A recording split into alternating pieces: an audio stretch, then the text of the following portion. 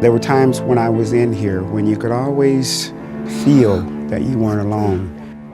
There seemed to be someone watching over this. There are spirits here.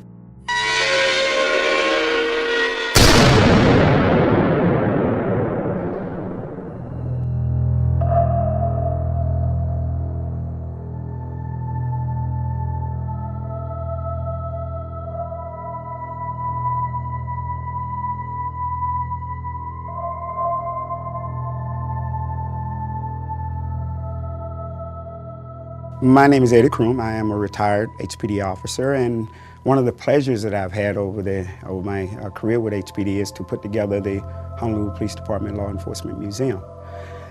One thing I learned about the museum as soon as we started to put everything together to bring things in here, that there was something a little eerie about the museum. There were times when I was in here when you could always feel that you weren't alone. You get that shadow moving in the corner of your eye. So I did a little bit of research to determine if there was a basis for something paranormal going on in the museum. What I found was that the Honolulu Police Department, the building, is built on the site of the Honolulu Rapid Transit Bus Barn.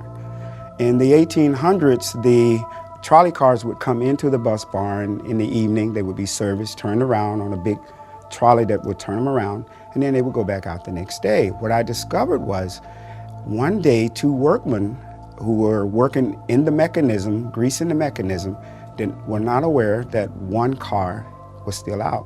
When that car came in, they turned it, the workmen were crushed. And the Honolulu Police Department is built on that site. Actually, when the department was first opened, we had a few incidents that occurred at the photo lab, which is the exact site.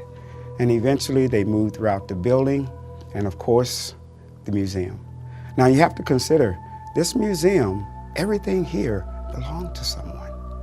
We have items from 1941. We have items back to the 1800s, whether they be weapons, whether they be uniforms. We have one of the original HPD belts that goes all the way back to the 1800s. And these items belong to people. So you could understand that there must be a good feeling running through. One thing that I have to say, we have never encountered anything that harmed or hurt. More just kind of being aware, just kind of wanting to know what's going on, yes. So there are many stories, there are many things that has happened in the museum. There are some that you might consider minor. We have a display in the back that is dedicated to the police officers who were part of the Honolulu Police Department from 1941 to 1945. We actually have a weapon that was donated to the museum by a member of the 442 that was taken from a Japanese officer. We have a .45 caliber weapon that was used by a member of the 442, and these individuals have since passed. And one of the unique things about this exhibit is that it seems to have a watcher. There seems to be someone watching over this. Many times during my tours, I've had people come up to me and say that when they're looking at this particular display, that they could feel breathing on the back of their necks. When they turn around, there was nothing there. So these are the types of things that occur here in the museum. One of the most unique, and one that I myself has a very hard time trying to explain, and people that were involved in it cannot explain it. And it begins with a mannequin that stands near the door. It was a 3-day weekend. My habit, because I felt the mana in the museum, is whenever I'm going to be gone, say for the weekend, I would always come in before I turn off the lights. I would say good night. Good night, everyone. But this particular day, it was a 3-day weekend, and I left early. I did not close the museum. Well, the museum was closed and locked as always. When we came in, I unlocked the door myself that following Monday. The mannequin in the corner was standing upside down on its head. Now you might think that's nothing, but what is unique about that is that this mannequin, complete with this base, weighs a couple of 100 pounds. The mannequin was standing on top of its head, no damage. The hat was still on top of the mannequin, perfectly still standing on top of his head in the corner. We looked at it, we tried to figure out what could have happened if someone could have come in. but it couldn't have because there's only two sets of keys. I had one and the other one was in a locker in the back, so no one else could have come in to do that. So that was one of the unique things that happened. But over the years, we've had many other small things.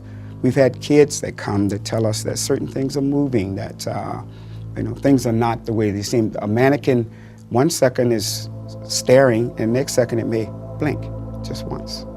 We've had kids come screaming to the front of the museum, insisting that the mannequins are blinking.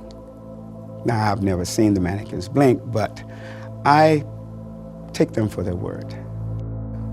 We had a group of kids from an elementary school come by for a tour of the museum. So while the kids are walking around the museum, looking at all the displays, they noticed the mannequin's left hand start to move towards them. The kids saw that, surprised them, got up, turned around, and came running straight for me and saying, "Officer Brand, Officer Brand." I was like, "What's going on? What's happening?" And one of the kids says, "Hey, those mannequins back there, are they robots?" And I was like, "Oh no, they're not robots." "Why? Why do you ask?" "Because we swear we just saw them move." And I was like, "You saw them move?" And they're like, "Yeah, one of the mannequins moved his arm." So I was like, "Okay, kids, come with me." So I took the kids back. They showed me the mannequin to the left of this large silver badge we have back there. And I said, "Which mannequin was it?" He said, "It was that mannequin." And I said, "Which arm did it move?" He said, "It was his left arm." So I touched the mannequin's left arm and tried to move it, but it didn't move. It was stiff.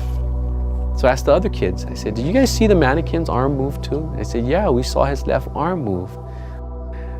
So I don't doubt what these kids told me, that the mannequin moved. When individuals come to the Honolulu Police Department Museum, one thing I would like to caution you, remember that there are mana here, there are spirits here. As you walk through, as you look at each and every display, as you look at these items, remember these items actually belong to individuals who are part of this department from the early days of this department's inception. So if you're walking through the museum and you feel a little tug on your coat or a little whisper in your ear, don't get upset.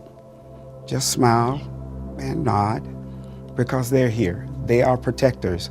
This is the Honolulu Police Department Law Enforcement Museum. Their life was protecting, and they're just interested in you and make sure that you enjoy yourself as you come through the museum.